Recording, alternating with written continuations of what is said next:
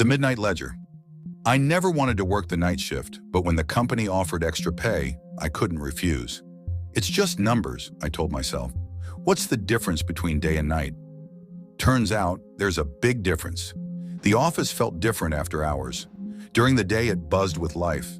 Phones ringing, printers whirring, conversations bouncing off the walls.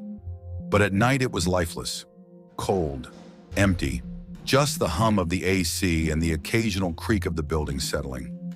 On my first night, I got a strange feeling. I told myself it was just nerves. Everyone jokes about night shifts being haunted, right? It's office banter. But around 2 a.m., something shifted. The air grew heavier, colder. The silence wasn't just absence of sound. It felt alive. I was balancing the ledgers, double-checking every number when my screen flickered. At first, I thought it was the system acting up. Then the numbers on the screen began to change on their own. They didn't make any sense. Entries I hadn't keyed in, bizarre amounts, dates that didn't match anything. Worse, the numbers rearranged themselves to match what I was supposed to type next. Maybe it's predictive software, I muttered, though I didn't believe it. Predictive software doesn't feel this deliberate, this invasive. Trying to brush it off, I kept working. That's when the drawer of my desk slid open by itself. My heart jumped into my throat.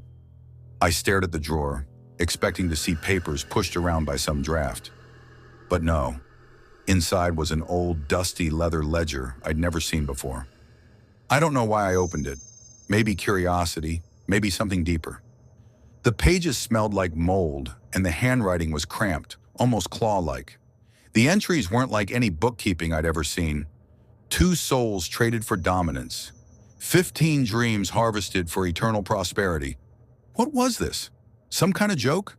I flipped the pages faster, the entries getting worse. 3 lives terminated for balance. I snapped the ledger shut, my hands shaking. Number this couldn't be real. I pushed it away and went back to my computer, but I couldn't focus. That's when I heard the whispers. At first, I thought it was the AC vent, or maybe my tired brain playing tricks on me. But the whispers grew louder, circling around me. They weren't coming from the vent. They weren't coming from outside. They were everywhere. You opened it, they said. You bear the debt. I shot up from my chair, looking around the empty floor. Who's there? I demanded, but my voice felt so small. The computer screen began flashing wildly. Rows of text appeared. Balance the debt. Balance the debt. Balance the debt. I backed away, the whispers now louder, angrier. Shadows began moving across the walls. Long, twisted figures that didn't belong to anything human. My breath came in short, shallow bursts. I thought I was going mad. I stumbled toward the elevator, my one thought being, get out. Just get out. But before I reached it, a voice boomed through the office, freezing me in place. You can't leave. Not until the balance is restored. The shadows began to coalesce, forming something humanoid but wrong.